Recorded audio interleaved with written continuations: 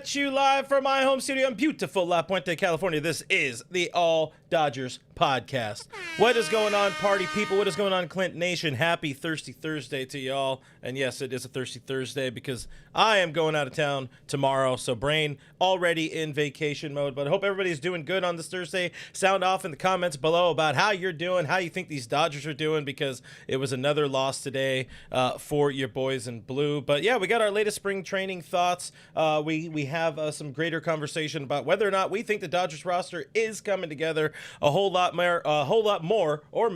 My buddy Cody Snavely of the Bleed Lows podcast, of Dodgers Beat, of the internet, is joining us today along with Kev. So we're gonna get into it. Let's talk about that, other news and all that kind of stuff. I want to get one thing out of the way before we dive into all the conversation, just so we feel like we can have a conversation here. But I want to tell you guys, Bet Online, it's the world's most trusted betting platform and your number one source for online betting in 2025. Whether you're a seasoned fan or a first-time bettor, Bet Online is your ultimate game day companion with the largest selection of odds on everything from NBA, college basketball, NHL, UFC. BetOnline continues to be your number one source for sports betting here again in 2025. They have every three-pointer, they have every hat trick. BetOnline, they have you covered with the odds, the stats, and more. I don't even know what and more is, but they got it there for every game, every play, every win. Bet-online, the game starts here. The show starts now. Let's bring in that dude. We know that guy. That is producer Kevin. How you doing here on this Thursday, my dude, before we welcome in Cody?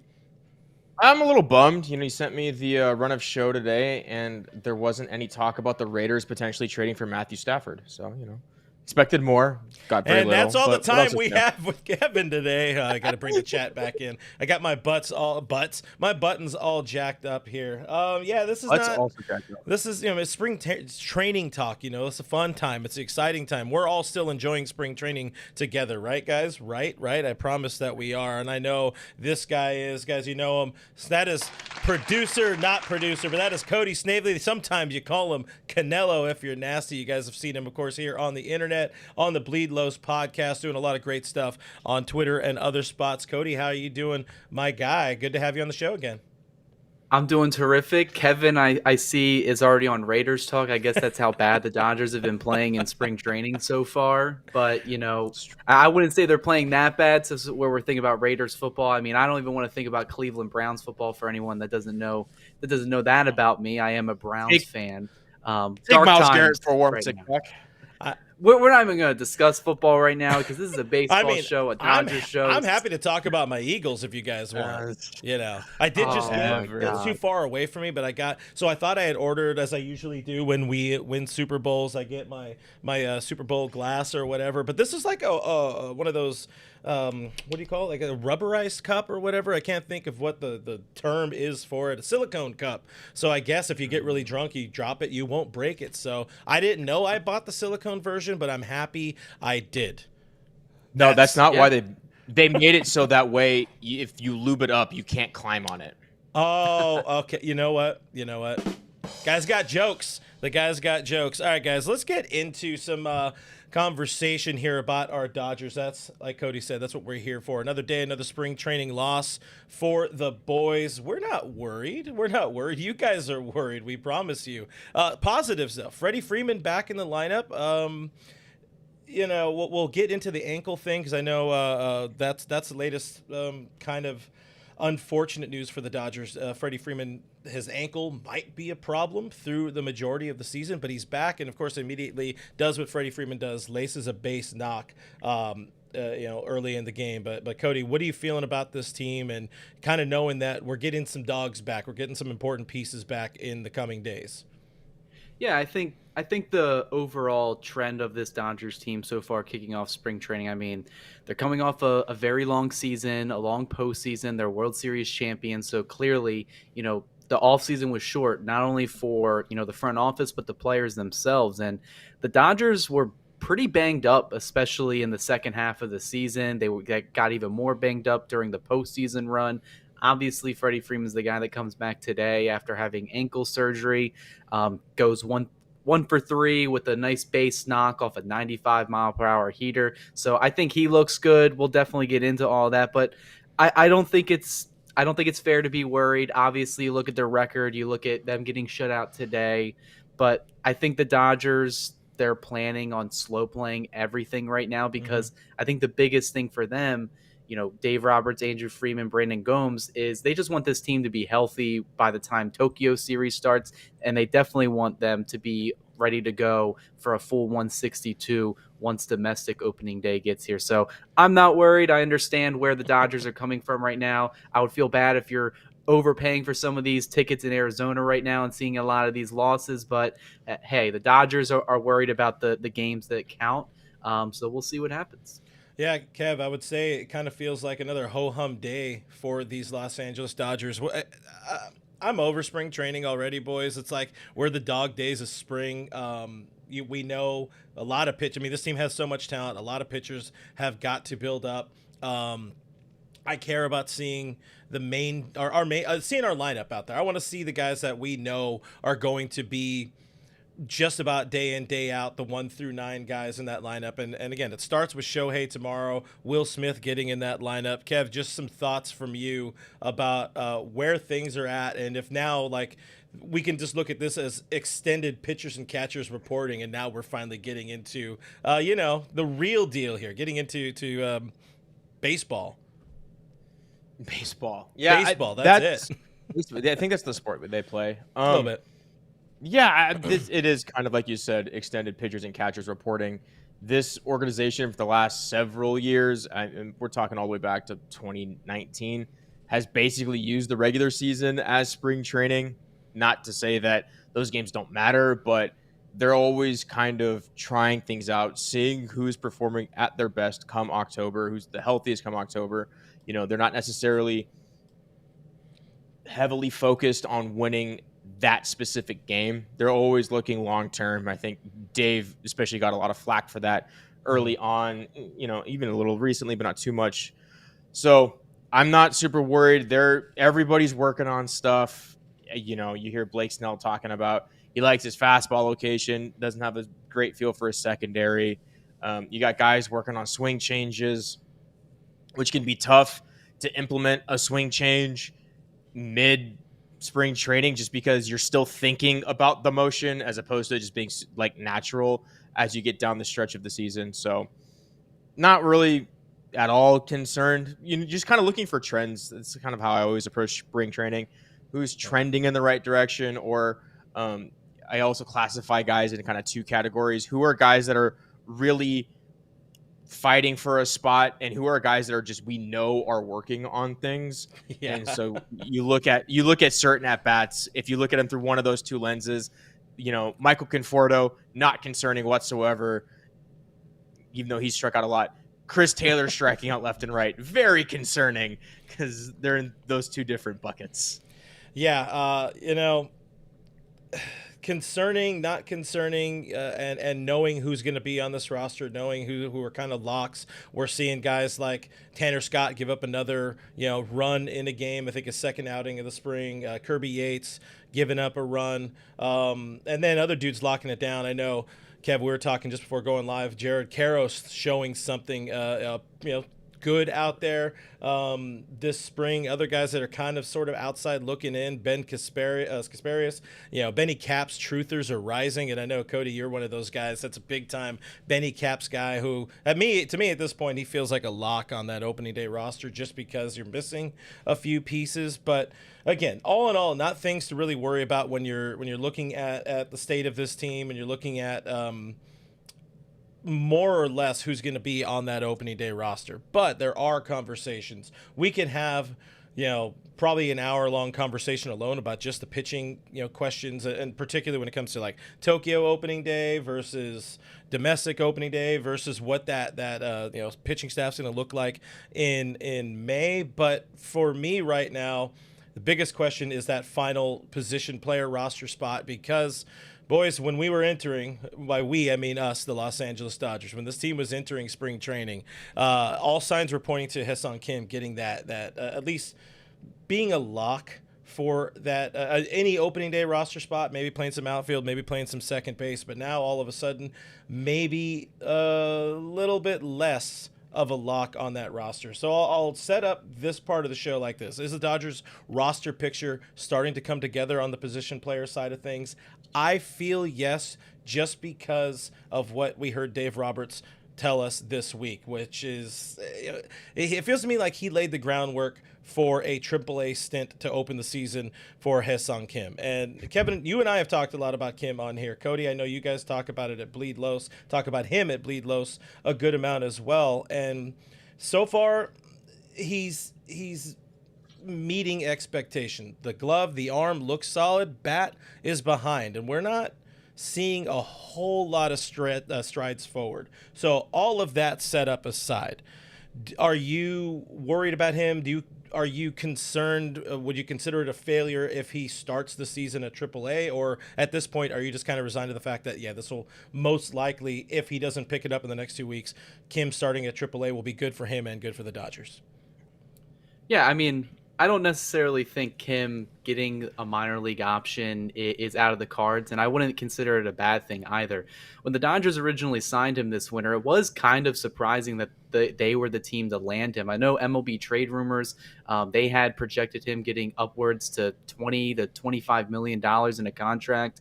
Dodgers got him for much less than that, almost more than half of that, $12.5 million guaranteed so far right now.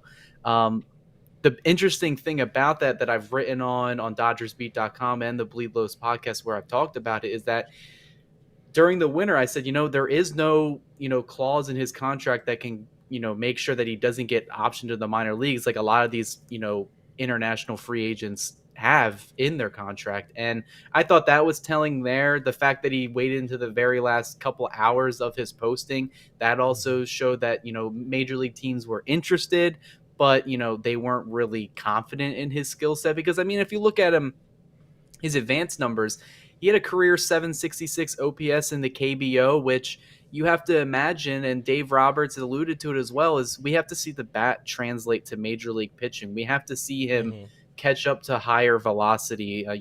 Some of even these breaking pitches that they're throwing to him, it seems like he's swinging out of his shoes. I know over the past couple, at bats that he's had, he put a swing on a ball the other day, took it to the deepest part of the park, flew out on the warning track. So those are signs that look good. And I think the biggest thing for him is we're just looking at the offense. The defense is going to play. I know he had, a shaky start at shortstop where, a screeching line drive got by him. But other than that, he's been pretty solid. If you look at him, he is very athletic, one of, the most athletic players on the Dodgers roster right now.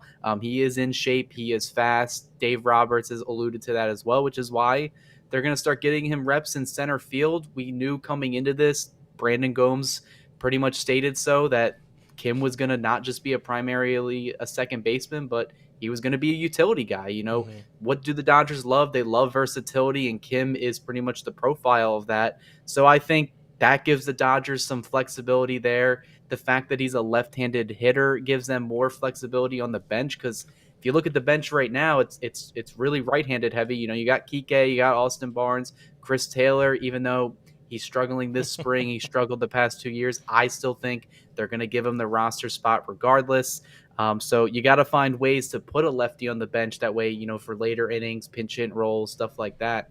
I do think, I don't know, I would say it's a flip of a coin right now. Obviously, it's the first week of spring training games. If he gets optioned down, a lot can change between now and then. Yeah. But I wouldn't be shocked by it. And in a lot of ways, I wouldn't say it's the wrong move, because I think it allows a lot of these other players like a Chris Taylor to prove himself, maybe a David Bote, to get on the roster and see if he has it at the major league level. Take advantage of those options when you have them. And I know the Dodgers are certainly going to do that. There's a reason why, they're being very coy about their answers in terms of James Outman, Andy Pages, all these other guys, is the writing's on the walls for people like us that cover the team, even fans that are, the highly educated fans, they can see, on Spot Rack, hey, this guy's got an option, 2 options. That's probably what they're going to go when they need to make that roster crunch. But I would love to see Kim make the opening day roster. But I don't know. I think it's a coin flip right now, because I really haven't seen much from him. I mean, even look, 1 for 12, 5 strikeouts, his lone hit, that infield single, which if you replay the clip, if the pitcher wasn't, doing his best Garrett Cole impression, he probably would have gotten the out there. But even some of the outs, they do look solid barrels, but I think you got to see more. And Dave Roberts, I love what he says is that he wants the best from his players because he knows there's a competition there. Kevin, I want to throw to you on this to also add to the Kim situation. My opinion is I don't think it. I mean, there's time. There's still time for us to see for this front office. Dave Roberts even said it today or yesterday. There's still time for them to see what he's made of. They still got a couple of weeks to see if he can kind of turn it around and figure it out. But I also think that for Kim, again, this is my opinion. I think it's more important for him to be in a position to be successful from the jump as a big leaguer rather than just be on the roster because you need to submit 26 players because it's opening day. But Kevin, what are your thoughts about Kim so far and how the next, let's say, really 2 weeks could shake out for him? Yeah, I think you asked a few shows ago at this point, you asked me who I wouldn't be surprised if they didn't make the roster, and I did say Hyeseong Kim, just because I didn't know if his bat would translate. Cody brought up a good point. His last couple of at-bats, he hit a ball to the deepest part of the track, and then even today, he hit a ball that, he got good contact on it. Maybe if he's hit a little stronger, or if he, hits a millimeter in any other direction, it lands for a base hit. But he did put a good swing on a ball the last couple of days. That being said, I don't see it right now. He does have that clause where he can't decline an option. So I do think they put that there, like I said, for a reason. But the question becomes, who's the left-handed bat off the bench, like Cody pointed out. I don't know if they wanted to be a Hunter Feduccia. He's shown really well. Or shown out pretty well. I don't know if Eddie Rosario makes it. We talked to him about him last time. But I think right now, as the Dodgers kind of, as an organization, their mantra with their players is they would rather a guy have consistent at-bats in the minor leagues than sparse at-bats at the major league level. And, you get a guy like Hunter Feduccia. He's almost 28 years old. His time, at this point, he's got nothing to prove at the minor league level. Let's get him even some at bats at the major league level and see if he's got anything in that bat. Whereas Kim has a lot of growth. He's never seen MLB pitching outside of this year and in the World Baseball Classic. So he's got a lot of growth. He's got a lot of steps he can make.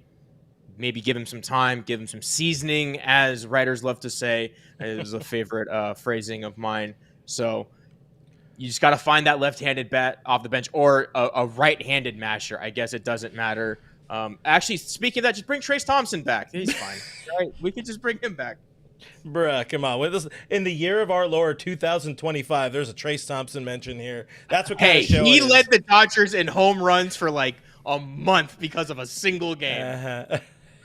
Guys, make sure you hit that like and subscribe button if you want Trace Thompson to be on the team. More importantly, hit that like and subscribe button if you don't want Trace Thompson on the team. Couple of comments in here. Our friend Timmy with the $5 super chat a little while ago saying we should rename the team to the Los Angeles Elderlies. I pray for our prospects in 2026. They are the future. And, of course, that's another conversation we could have about a lot of, you mentioned Feduccia there, a lot of these prospects getting blocked. But I want to focus on that for another time because I do want to really hammer in to a lot of the names you guys have brought up here, whether it's somebody like we could throw in an Outman. I agree with you, Cody. I think CT3 is kind of a lock on this roster just because it's Chris Taylor. They owe him money. Maybe he figures something out. Even if we don't necessarily love it, that's just how this team is going to operate. But there are a few names. I want to get into those names in just a second. But, guys, it's about time that I tell you about our friends over at Underdog Fantasy because Underdog Fantasy is now a proud sponsor of us here at the All Dodgers podcast. And it's the easiest place to play all your fantasy sports. Right here in your hand. You can use your thumb or fingers, however you want to do it. If you want to make some picks on your favorite sports, Underdog Fantasy offers a unique approach to fantasy sports with a simple pick'em style format, so it's super easy to play.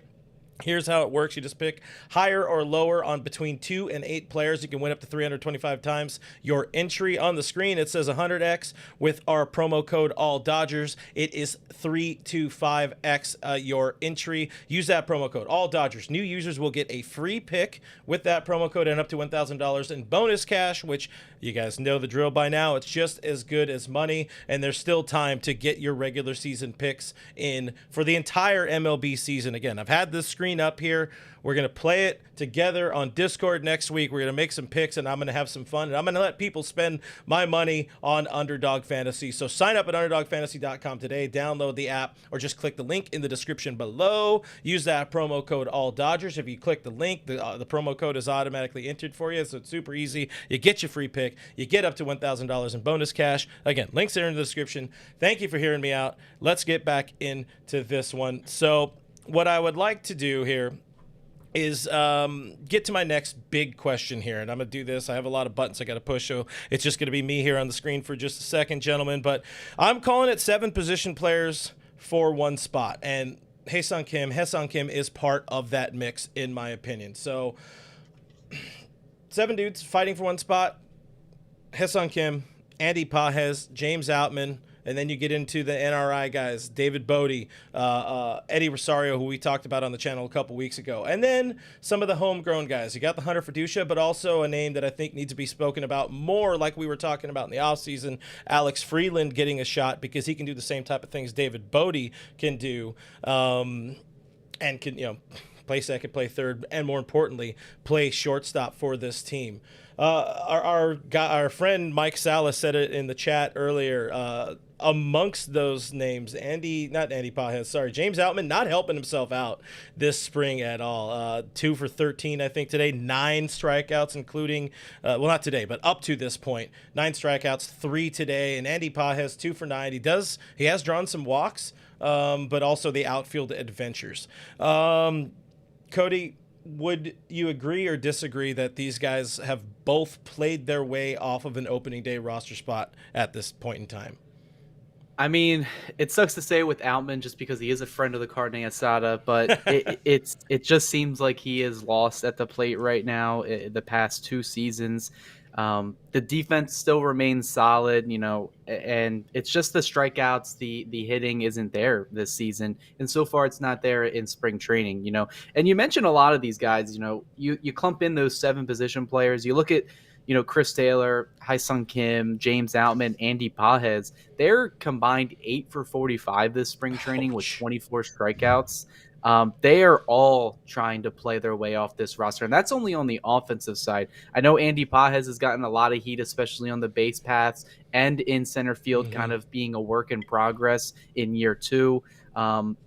Chris Taylor, I feel like we all kind of know what we can expect there. The Dodgers, they're not going to release him. They're not going to trade him. He's owed around $13 million, doesn't have any minor league options, and he's approaching 10 years in service time. And I think the Dodgers are going to respect him with that and having him reach that milestone that so many Major League Baseball players aspire to get to. But James Outman, I just feel like is the first one that's like, it seems like the writing is on the wall that he will be optioned and sent down to, AAA, OKC once opening day gets here.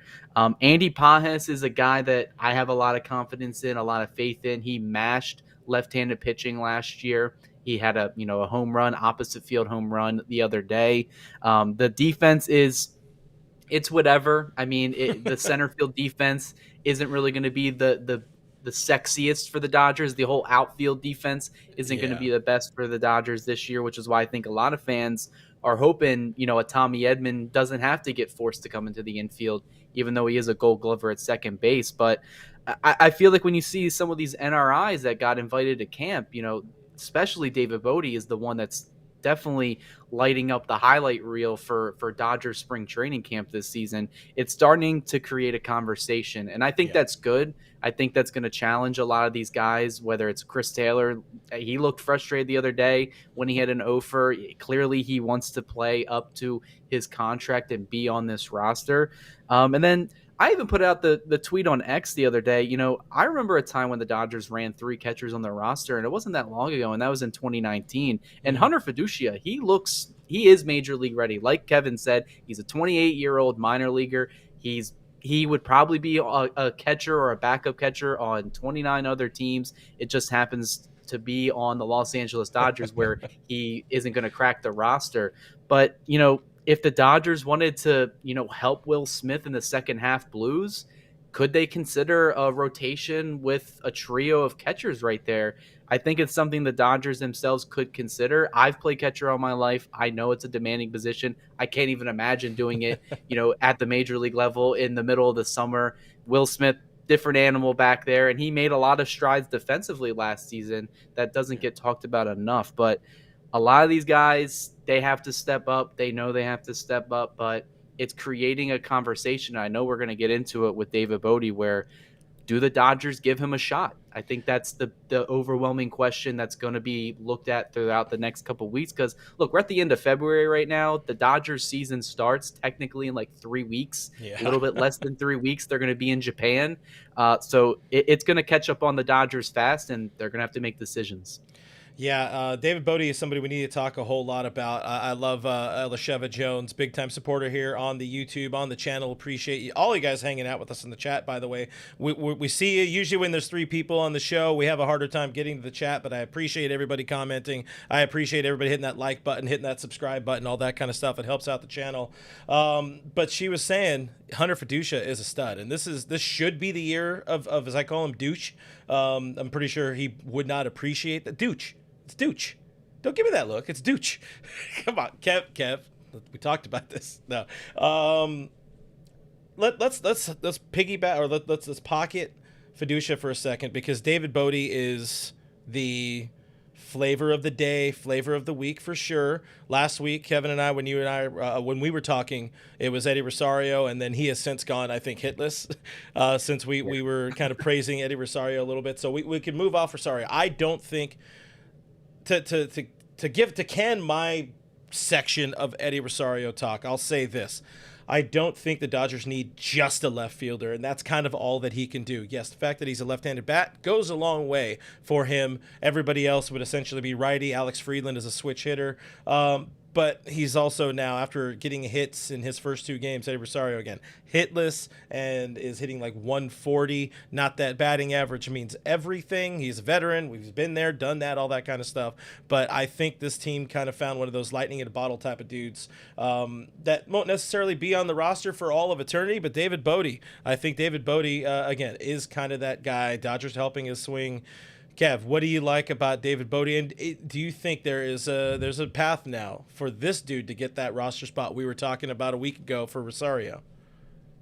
Yeah, so the reason I liked an outfielder is because they don't have a ton of depth, like a ton of true depth in the outfield. You have Edman, who could potentially play center field if you need him to, but outside that, it's pretty much Conforto and Teoscar, and there's not another true outfielder. It's Kike, Chris Taylor, Tommy Edman, a bunch of utility guys, not a corner outfielder if you need him. So that's where enter somebody like Eddie Rosario, left-handed bat, plays outfield. That's where I liked his profile. That being said, like I literally just mentioned, you do have Kike and you do have Chris Taylor. So if you need a corner outfielder, you can like throw them out there and you'll be totally fine. So that allows an infielder like David Bote. It gives him the advantage of being able to crack the roster because Andrew Friedman loves his optionality. He loves just guys who can play anywhere. So you got a second baseman, you got a third baseman. He's played a little bit of first. If you got to give Freddie a day off, he has definitely played himself into the conversation. Now, his career stats definitely, if you have to erase, he debuted in MLB in 2018. You have to basically erase 7 years worth of MLB playing time. Actually, he was fine in 18 and 19. He's the last 4 years. He's had different points. He's had different points of being fine. Even last year, hitting 304, again, if we're looking at batting average, he gave them a little bit of something in, extremely small sample size, but 37 games. Like we've talked about a whole bunch of, this is not the 2005 Dodgers. It's not the 2021 Dodgers who were trying to find warm bodies by the end of the season. There's a different level of expectation with this team now. And I mean, 4 months ago, Clint would probably be upset to know that David Bote made the opening day roster. But then again, baseball's weird like that. Anyways, continue. He's playing himself into the conversation. Yeah. He's had points. I think this team likes to use the regular season as, basically glorified, training sessions. And that's where I think he's at a disadvantage a little bit. I think this team is eventually going to want a left-handed bat off the bench, and they're going to want to give guys like Eddie Rosario or Hunter Feduccia looks to see if they can be that left-handed bat off the bench. Because of all that optionality that they have this very, very versatile spot where you can pretty much plug and play anybody there, and the rest of the roster makes it work. Just unfortunately, David Bote hits from the right side of the plate. They have enough of that already. Yeah. Like you're asking about when would he even get at bats? They're going to put Kike in first. They're going to put Chris Taylor in over him, most likely. There's an argument Austin Barnes should be put in over him, most likely. Austin Barnes had a pretty good year last year. He did. We go Rojas if he's not in the like. It's a lot of right-handed bats you got to go through before you eventually fall to the David Botes of the world. So I think this team is going to want to give somebody who can hit right-handed pitching well off the bench. I think they're going to want to give them a try because even early in the season, there's going to come a spot in the 7th or 8th inning. It's like, you know what? Hey, we got, man on second, 2 outs. Let's just see what we can do and just see if Hunter Feduccia can come through a handful of times. That's, where I'll leave that. On Feduccia, because I do want to talk Bote a little bit myself as well, but on Feduccia, it's like it does feel like it's time just to let him get some major league service time, even if it's not playing a whole bunch. I agree with what you said, Cody, about maybe helping spell Will Smith a little bit more, because we know he needs more time. Will Smith can't be going out there and catching 130 games. It just doesn't help for the dude. It does not work for our guy, for our all-star catcher. Sorry, our first half all-star catcher, and then he kind of falls off, and then next spring they tell us, oh yeah, he was totally battling an injury for most of the season or something like that. And Bote, one of the big things working for him is he can play third base, he can play second base, and we know they have not prime depth at center field, but they have some dudes that could run out there they feel comfortable enough with. Also working for Bote is that he does have one more minor league option year. So if they did bring him up, they did call him up, that would help keep him around. And we know how much the Dodgers love to manipulate players like that. And again, he's played a lot of third, more second base in his minor league career and as a pro. But I do think that left-handed issue or whatever is going to come up and bite them in the ass. But there's nobody. There's not really somebody. It's not going to be James Outman. And if it's not Kim on that opening day roster, and we could argue that he could get better, getting more playing time at AAA, and that seasoning that we were talking about a little bit ago. It feels like the imperfect either way, the roster is going to be imperfect. Giving Bote that last spot, in my opinion, as like a for now guy, for the first month guy, it makes the most sense at this point in camp. And Cody, like you said, we got about 3 weeks until opening day. I think slightly less, slightly more until opening day in Tokyo. Sorry, opening morning for some of us in Tokyo. Some of these things are going to figure themselves out. But for right now, a couple weeks into camp, my clubhouse leader all of a sudden out of nowhere is David Bote. I don't know if anybody wants to add anything else to the Bote conversation, or if we should talk about the fact that this team should be smarter and just say, F it, go with Hunter Feduccia. But anybody final words on Bote, at least in this part of the show? I'll share some respectful words to David Bote. Fun fact: his 2018 walk-off grand slam home run is one of Mac Vasgersian's greatest calls over the last 10 years. But this guy's clutch throughout his MLB career, and I agree with Kevin where it's like, you kind of got to wash, the first 5 years of his, his career in Chicago. He spent the time between AAA and the major league level last year. I mean, if you look at his slash line last year, I was kind of perplexed when I looked at it because he had a batting average over 300, WRC plus well over 100 or 120. He looked good, but it was in like a small 48, at-bat sample size. So depth piece. And I think that's what the Dodgers originally signed him for, a minor league deal. They were saying, hey, come to camp. We got some changes to make to your swing. We'll see if they work in spring. And here we are now. It seems like those changes have benefited him. We'll see if there's any regression over the next couple weeks. If he continues playing at a high level, I mean, I wouldn't be opposed to seeing him come on the roster for the first month or so of the season, say if they really want to give Kim some runway in the minor leagues. You have Bote right now say, all right, he's a proven major league player. He's got like around 6 years of service time. Let's give him some runway. Because if not, I don't think in his contract, if he doesn't make with the camp or break camp with the team, he could just theoretically go back and hit the free agent market, which is what someone like Eddie Rosario is kind of banking on, saying, all right, I'm definitely probably not going to make this team. Let me play with them, learn from their coaches, have a good spring, get released, and go sign a major league deal with like the Nationals, the Pirates, someone along those lines, get my guaranteed money. But yeah, I wouldn't be opposed to it. Interestingly enough, he's played a lot of positions in his career, but mostly at second base and third.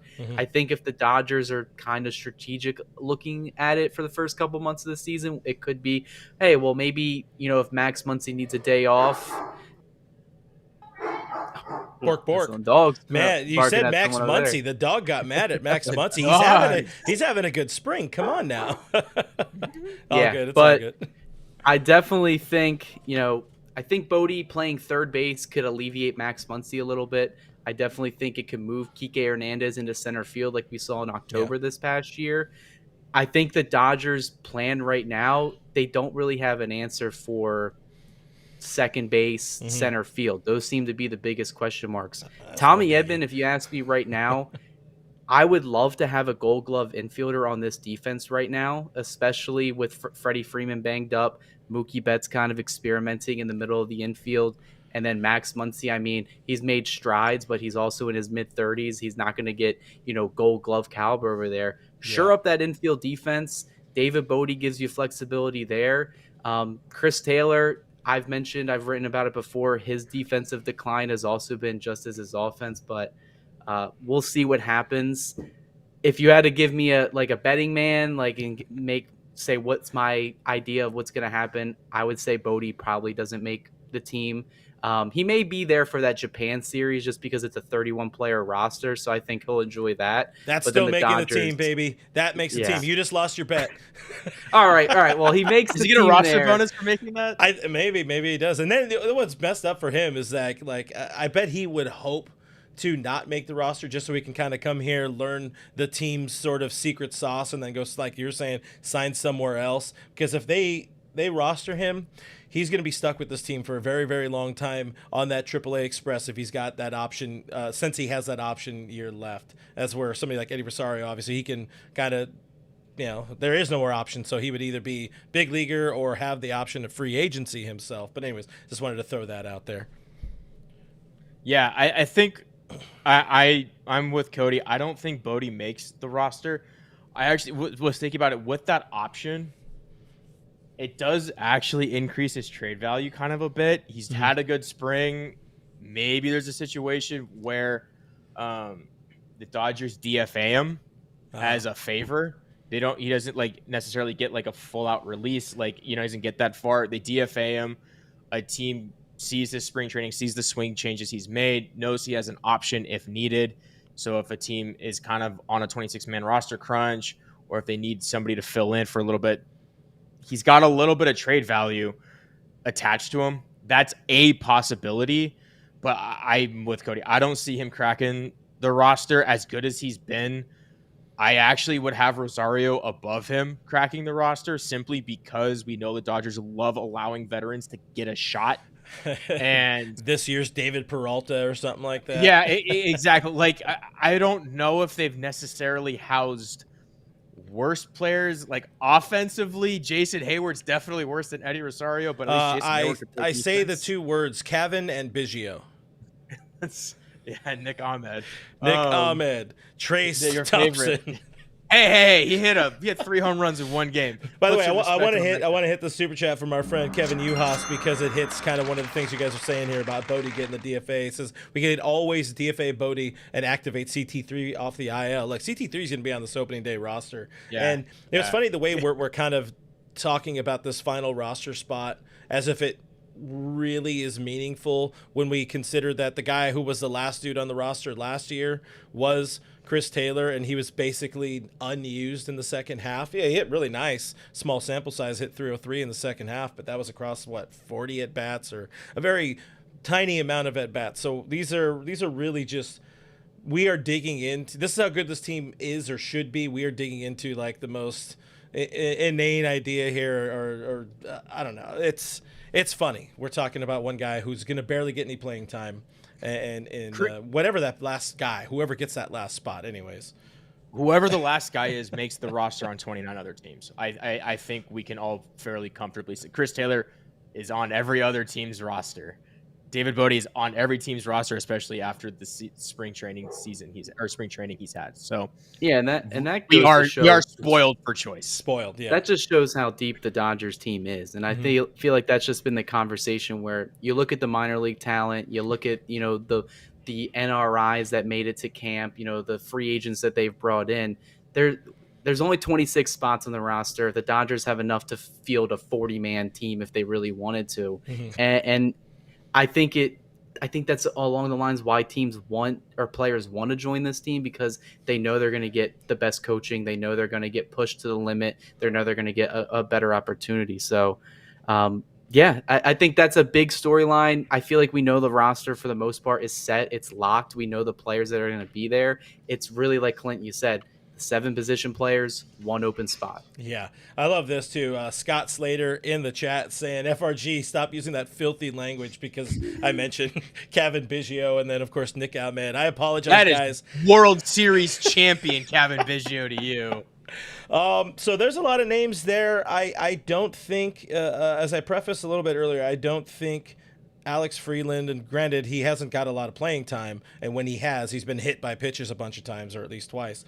I don't think Alex Freeland is getting the same love that he was getting from people in the offseason. And Cody, I know you are somebody who is maximum online like you know how much people talk, ball knowers, Dodger lovers, how much they love Alex Freeland. Is there a path, in your opinion, where this dude can kind of come out of nowhere and take that final roster spot, even over his other, minor league teammate, Hunter Feduccia, who is playing, like we all agree, very much playing like he is earning the spot, deserves a spot. But Freeland, again, having another shortstop gives this team even more versatility. What do you think about Freeland? I think Freeland projects to be a decent, above maybe league average player at this level. I feels like the Dodgers have kind of been hiding him this spring, a couple at bats. I don't recall him really getting much defensive innings, if at all, so far this spring, at least from the innings I've watched. But I think it's definitely an option that they have to look forward to. Freeland, if you watch this guy in AAA last year, rose up the ranks all the way up until OKC. He's a really good hitter. He's a really good defender, and he plays a position that the Dodgers, depending on which fan you ask, is still technically a hole, and that's shortstop. I have the utmost confidence in Mookie Betts making that transition there. So if you're going to have Betts there, start there, Muncy at third. You got a rotation of, we haven't even mentioned Miguel Rojas, who's looked really good this spring. He looked really good with the bat last year. I imagine if he's not playing shortstop every day, he's going to be rotating in at second base in a platoon role, first base for Freddie Freeman off days, third base, like we go back to it, V for versatility, the Dodgers love it. And I think he can, but it's just, would he be the first minor leaguer that the Dodgers call upon for a roster spot? I don't think he's there yet, unfortunately, and it sucks for him. It sucks for a lot of these minor league, super fans out there. They've been on the Alex Freeland train for quite a while, and if you've watched any of his, stats or his videos from the minors last year, you understand why. But it goes back to what I just mentioned earlier, where this roster is just hard to make, and the Dodgers are in a total win now mode. And do they think that Freeland gives them the best opportunity to do so, or would they go with someone else, a proven, veteran player, Rosario, he's been there, done that, NLCS MVP, he brings that experience, all that stuff. It's just roster spots are at a premium right now, and I think they want him to get every day at bats, so he's only going to get that in AAA. On the idea of very difficult roster to make, Kevin, I'll throw you this gem of a question. going back to a guy we already talked a bunch about, how fucked up is this for Hunter Feduccia to be having a spring where he's got like a 1.7, 1.4 OPS and is really not in the conversation, it feels like. So I was actually going to ask you guys if you had to rank the possibility or the likelihood that these 4 players make the opening day roster among Bote, Rosario, Freeland, and Feduccia, where you'd have them. Because for me, I have it Rosario, Feduccia, Freeland, Bote, and it's nothing against Feduccia, although apparently maybe Dave doesn't like Feduccia because when he was on the roster last year, they just didn't let him see the light of day. Not sure why, giving him the Matt Beatty treatment. Oh, my but boy. I know, the hitman. I don't I'm know gonna call why. him right now. I'm gonna call Matt. Go ahead. I don't know what it is. He's definitely proven himself to not need any more AAA time. It does suck to, like I just said, he doesn't need any more AAA time. He shows out in spring training, and yet there are these veterans that this organization loves to fall in love with that kind of clog his spot where I like, Cody's brought up, we've talked about, he's a catcher, a starting or backup catcher on every other team in this league. Yeah. So at the bare minimum backup for sure. And he's 28 years old. Like, if you're talking about a guy who, like, you want baseball to be a livelihood, man, he's starting late at this point, and he got to get going. And so I think, we talk about this organization doing right by their players. I do think they need to kind of, we're getting towards a Michael Busch situation. Start him or trade him. Yeah, get him on the roster. Get him out of here. It feels like we're past that point too. And again, it's just really effed up for the kid. What I think helps his camp, what I think helps him potentially find a way on the opening day roster. And what's funny is we're gonna sit here in 3 weeks and we're gonna laugh that it probably ends up being James Outman because he's lefty and they don't really care about him getting at bats anymore. I think the James Outman ship has kind of sailed. But with Feduccia, like, where is he also gonna get playing time at AAA? Because they need to get Dalton Rushing as much time, as many reps as possible behind the dish there for the OKC Comet. So it's not going to be a timeshare thing, and I don't see it being a timeshare thing there because they do want to maximize that time, and they have another veteran like Chris Oakey who we've seen around.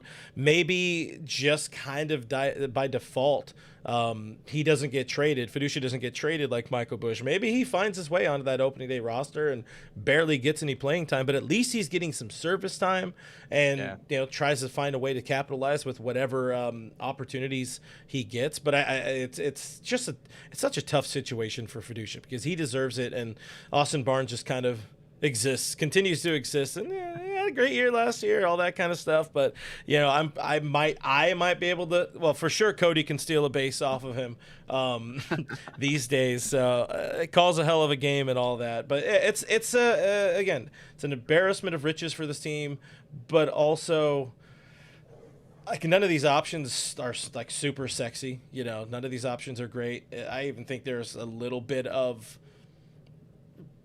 growing question mark when it comes to the overall quality of the roster, and we'll figure that out over the first couple of months. They need to figure out, though, if they're going to have somebody at second more or in center field more, and then fill one of those holes, because as much as Andrew Friedman does not want to be active at the trade deadline, he's probably going to have to be, and it's either going to be for a second baseman or a center fielder.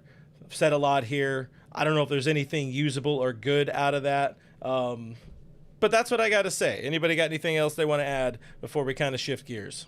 I mean, the only thing I'll touch on, and I understand other Dodger fans' frustrations about it. Obviously, we made it known. But at the end of the day, to be as bluntly as possible about it, is that Austin Barnes and Chris Taylor kind of hold the roster back. Kind of, the Dodgers are very nice. They're going to give these guys, they're going to let them finish their contract out. They're going to, try to get them to the 10-year service time, like I mentioned with Taylor.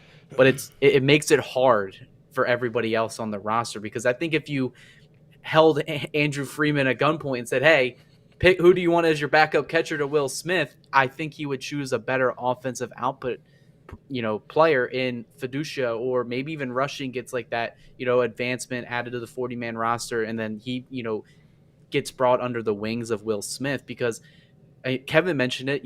Will Smith can't play 130 games behind the dish anymore. He can't DH anymore. So the only way to keep his bat in the lineup is being a catcher for the full 9 innings, and that's a demanding position. And I think we saw it, affect him from post All-Star break to the end of the season and even into October. So I'm not going to sugarcoat it. I do agree with a lot of Dodger fans that and their reasonings on social media, but you also have to be smart in the way this franchise works and works with players. And there is a reason why players of all teams want to come and play for Los Angeles, and it's how they treat everybody. And I do think the Dodgers inevitably are going to have to make a decision, though. If Taylor doesn't look good by All-Star break and he's still kind of around there, money really isn't an issue. You would only have to pay him the remainder of a half a year salary.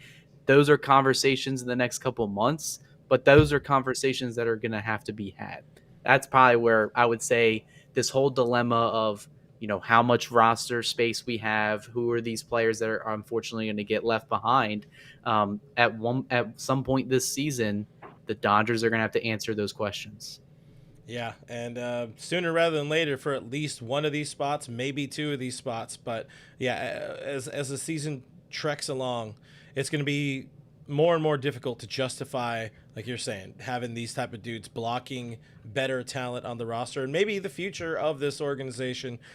Less so Hunter Feduccia. I don't think he's going to be better than Dalton Rushing, but still he's better than Austin Barnes right now. And still good time to be a Dodger fan either way. You got all these type of good problems to have, I guess. Okay, Yeah. if we're shitting on Austin Barnes a little bit, I want to give the guy some credit. He did finish the end of last year very well.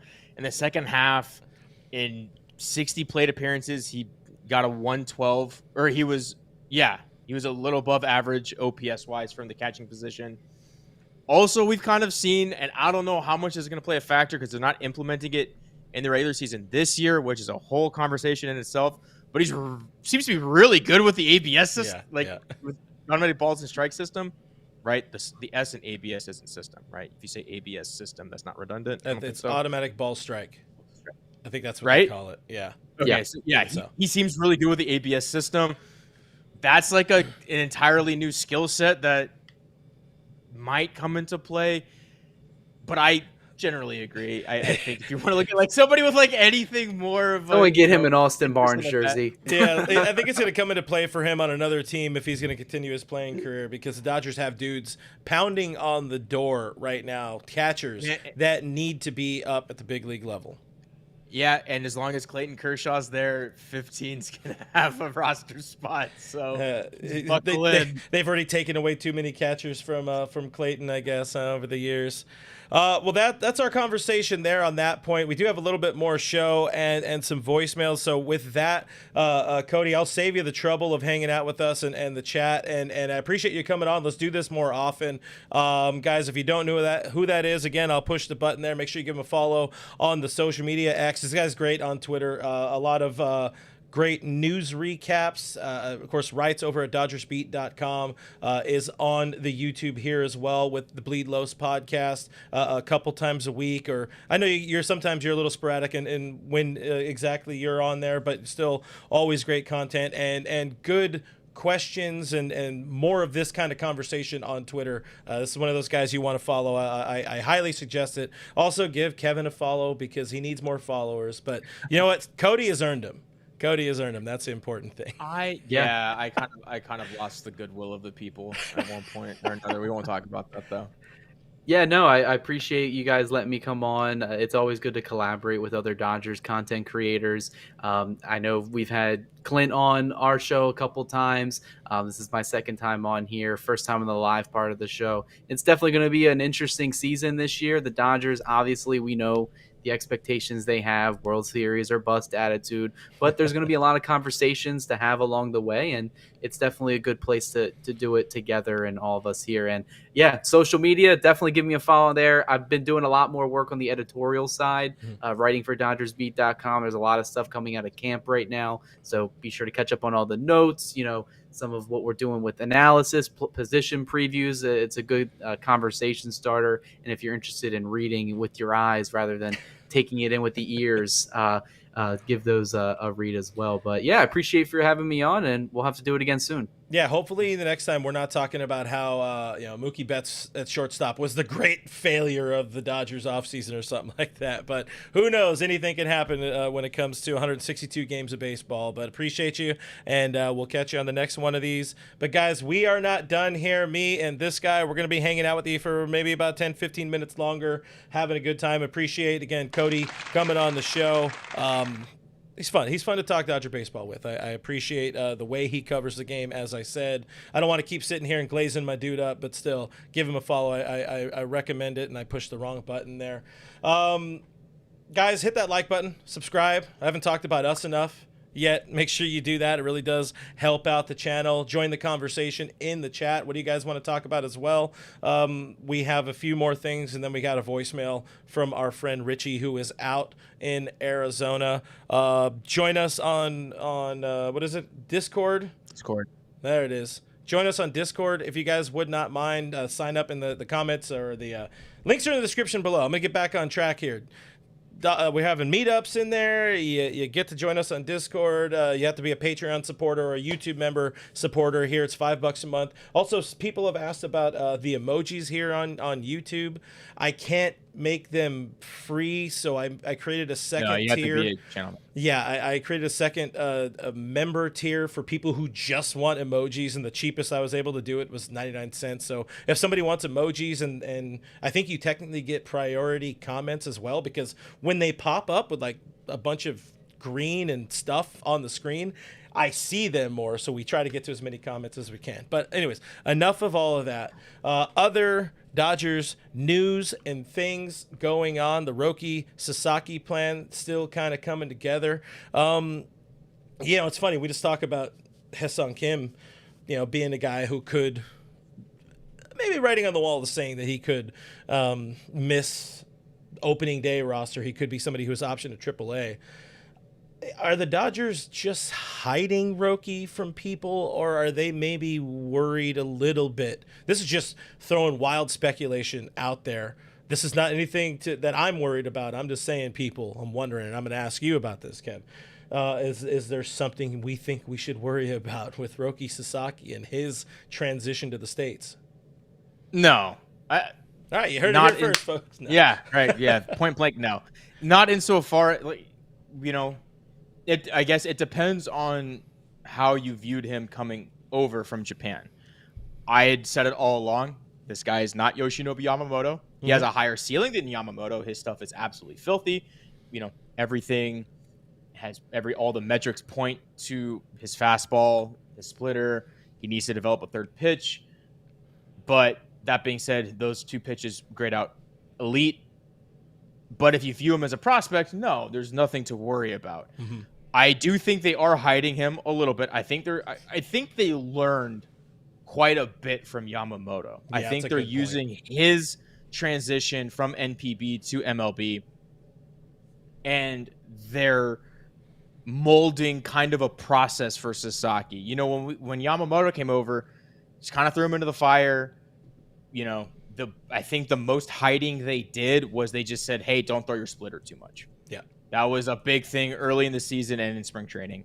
I think with Sasaki, they realized, hey, you're getting used to a lot. You're getting used to a new ball. There's a lot more press over here. You're going to have a lot. I mean, look at the eyes on him. Yeah. And when he just throws, live batting practice, he's going to have a lot of, granted, I'm not saying he didn't throw in front of thousands of people in Japan, but he's like, that's just a batting practice. He drew every eye at Camelback, in Arizona. It was Camelback Ranch. I've never been there. So I think they're learning from Yamamoto's time, and they're just babying him, treating him with kitty gloves. He's younger than Yamamoto. He's only 23 years old. He's a kid. He's a prospect. I don't know if they're going to start him at AAA. I really don't know what good that does him. Yeah. I agree with that for sure. It's like, get in front of our best guys so they can always have eyes on him. Unless there's something like egregiously wrong where he needs to stay in the lab in Arizona or something like that. But unless they identified something that he was already very good. he was already incredible in the second most competitive baseball league in the world. I don't know what he gains from pitching in AAA other than getting used to the ball, which is fine. But again, we talk about embarrassment of riches. The Dodgers can sustain him getting used to a baseball at the major league level. That offense will just straight out win you games. I mean, we saw that with Yamamoto early on. We saw that with a bunch of James Paxton. You know, there was a couple games where he only 5 runs. Well, that's but he was World still like Series champion James Paxton. Yeah, exactly, but he was like he was the winningest pitcher on the team for a little bit just because the offense just showed out for him. So I don't think he'll end up on the AAA roster. I do think they are hiding him a little bit, though. I do think they want to make sure that his transition into Major League Baseball is as smooth as they can possibly make it. And I actually do think they're doing him a favor by letting him pitch in Japan. There might be that national pressure on him, but that's a stadium that he's used to pitching in. It's a place he's used to pitching. It's not going to be the shell shock of, okay, yeah, your first game is in Los Angeles in front of 56,000 people who want to see you pitch. Yeah. And you've, like, you know what I mean? Like, I think there's like mentally, okay, I'm pitching in my own country, in front of my countrymen. Like, he did that in the WBC, so that part's not new to him at all. So I think that's a little easier for him. I like Donnie Boy in the chat saying Dodgers simply executing the homework that Roki gave them. That's good. Also, I'm gonna give you a bunch of points because you nailed a whole bunch of talking points there. I really like that. The stuff, guys. This is why you want to follow this dude, because sometimes he's smart.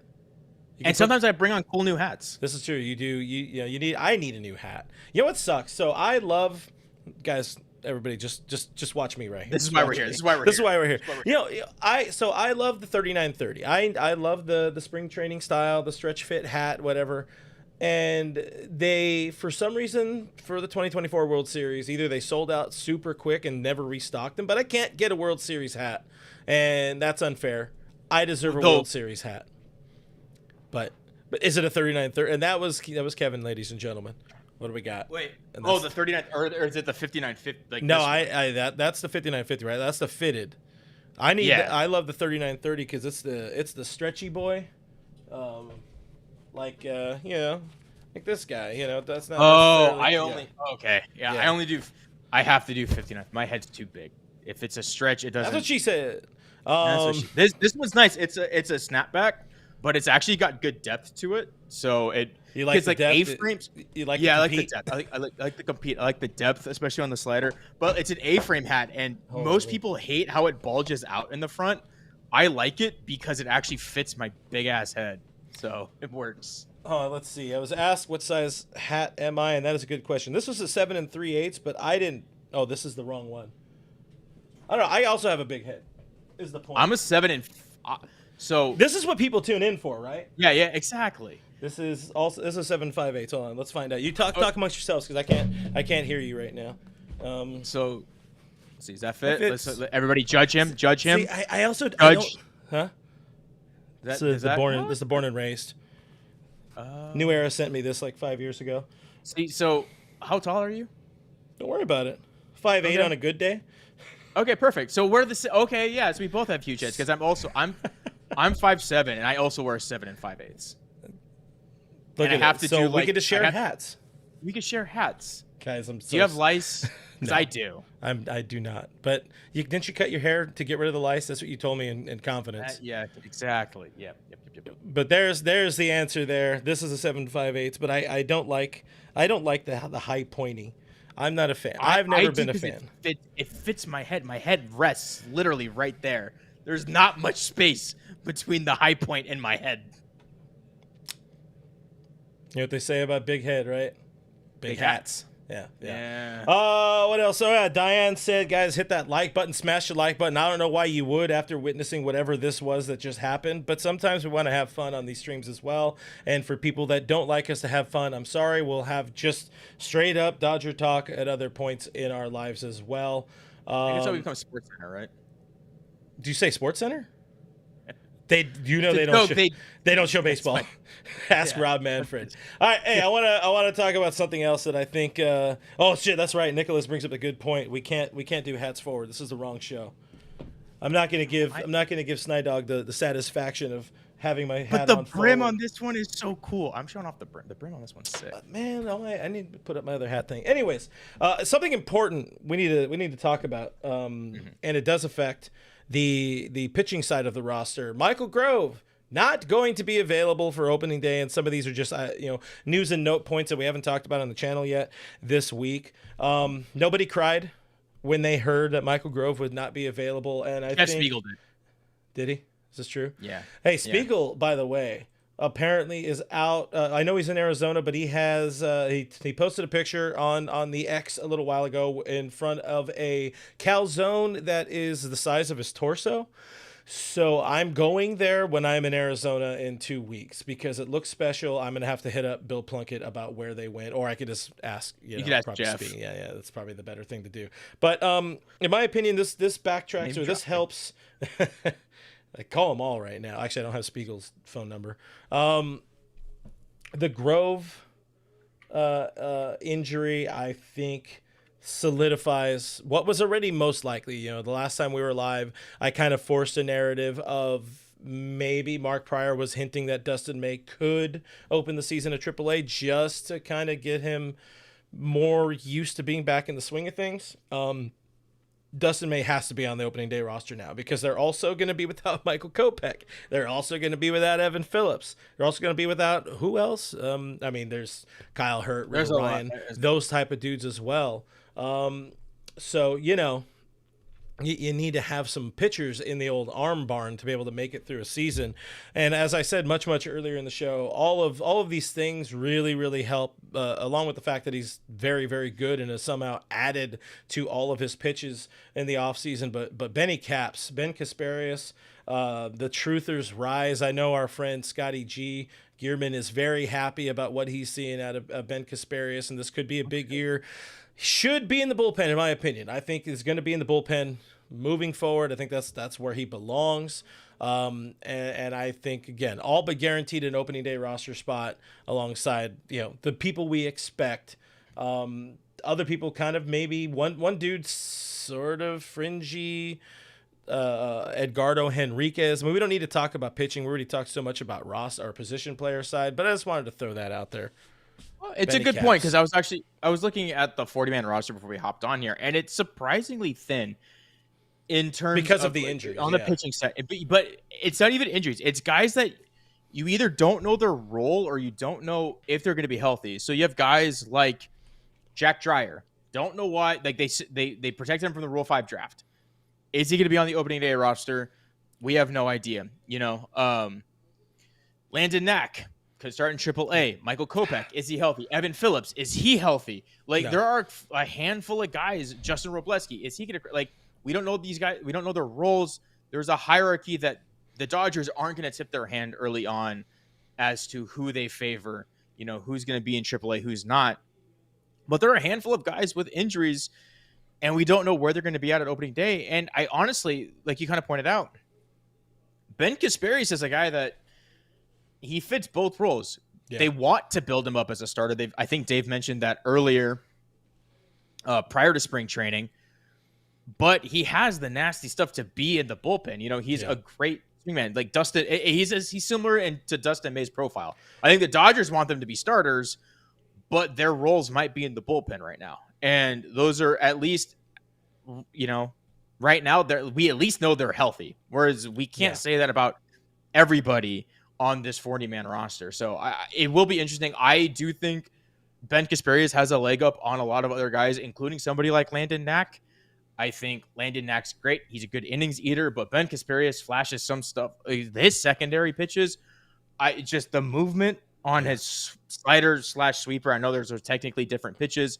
I don't know what he calls. But it's just nasty. It's good fast. And again, his stuff has gotten better if you're looking at and he has 5 pitches that he can throw out, and not to mention the long lost child of Bobby Miller. Who the hell knows what happens to him? So there are a lot of question marks. There's a lot of roster spaces that are surprisingly available, and the Dodgers can kind of fill it out however they feel necessary.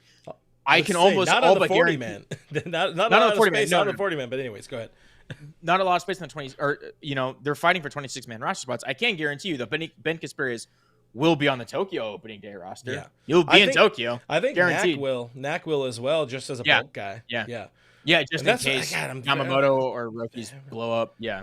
Elisheva Jones asking, how about Nick Frasso? I think Frasso is probably going to be more like what I'm saying with Dustin May, because he missed like all of last season with that shoulder operation. So he opens the season at AAA because they are going to need to keep guys extended, 4, 5, 6 innings ready to go for that. So he's going to be that sort of dude. And, the AAA rotation and pitching staff is going to be pretty dang good, especially in April, where they have a few guys that veteran dudes that are going to be there until they get their opt-outs or whatever.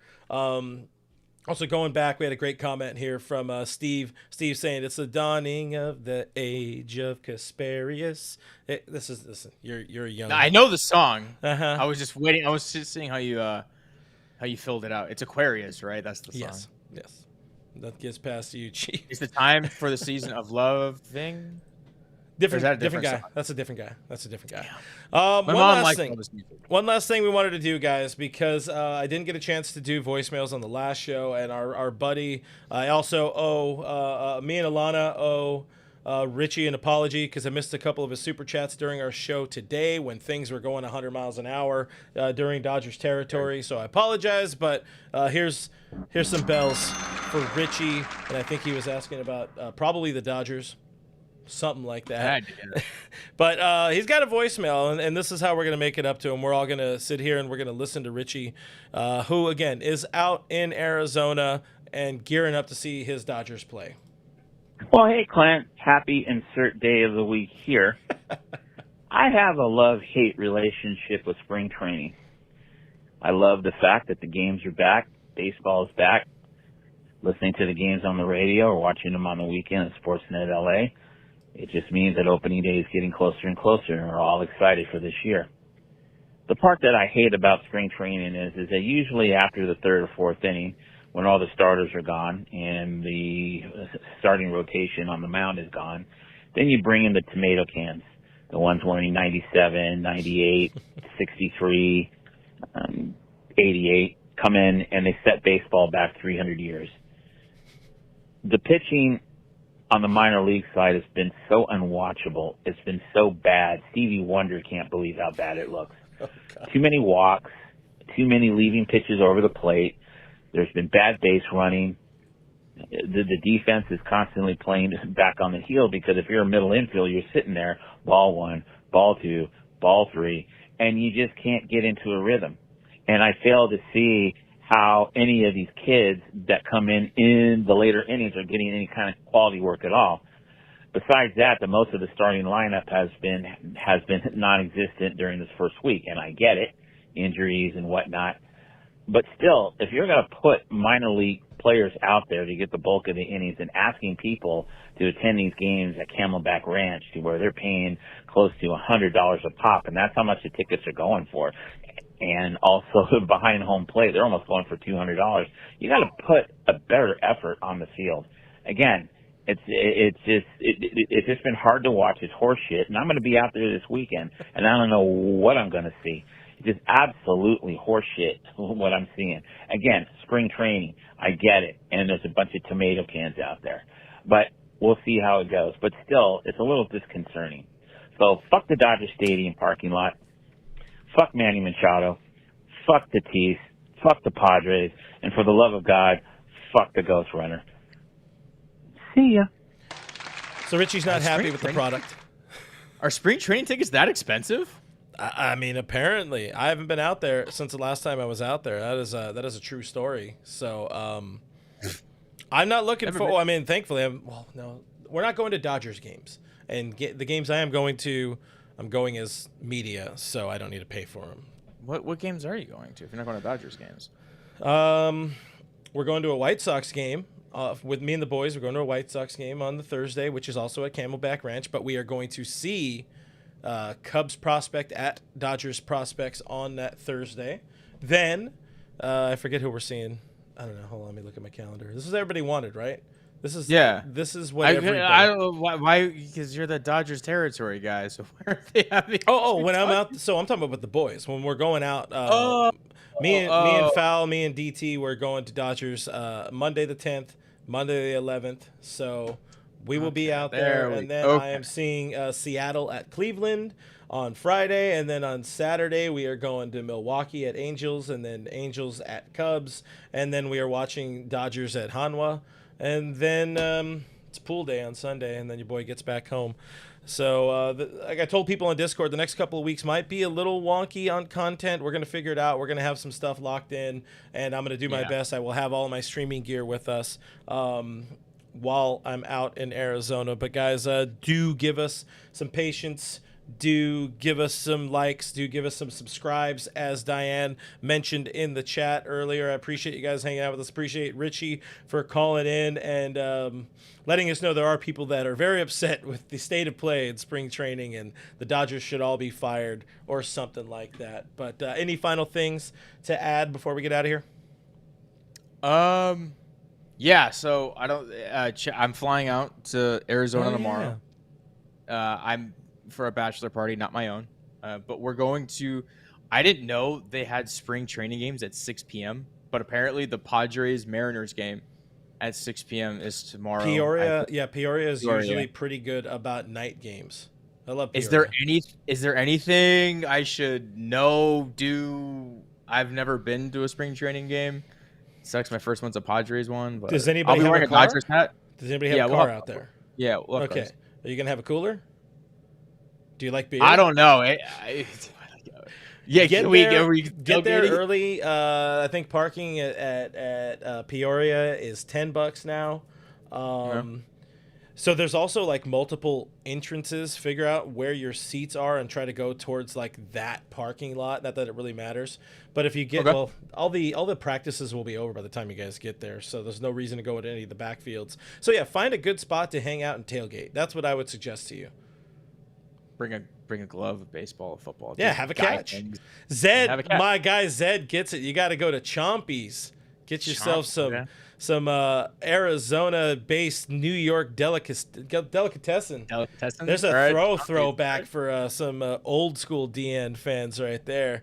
Also, somebody had said in the chat earlier, as I just keep prolonging this, somebody said in the chat earlier, we got to get an emoji of Kevin. I can't afford that. My artist, he's good, so I have to pay him to do it. So you guys, I'm sorry. If you guys want a Kevin emoji, we got to get to 15,000 subscribers by opening day. And that's what we're doing. We're trending.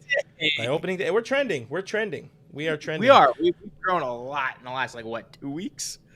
3K subs in 2 weeks. We appreciate you guys. Let's sign the hell out of here. Thank you for watching. Thank you for listening. I will say, if you want to be featured in a future show on our voicemail hotline, I'm going to really start cranking up the voicemail hotlines, but I can't do it without people calling in. I love our regulars. I want more. I want to hear from more people. Call in, ask questions, share your thoughts, share comments. Be smart, be funny, be concise, because a lot of people are sitting around listening to you. Spark conversation. Call in. What else? Thank you for everybody commenting, hanging out with us here in the chat, the super chats as well.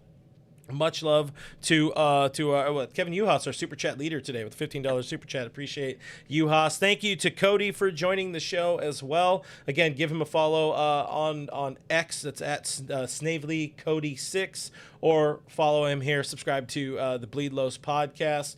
Thank you to our channel members, our Patreon supporters, for continuing to help us bring this show, make this show better, all that kind of stuff, and get us closer to getting a character drawn of Kevin. If you are looking for a different way to support me, support the channel, support the show, and support Kevin being art for much less than the price of a Dodger dog, and much less of a price much less than the price of apparently like lawn tickets at Camelback Ranch. Click that.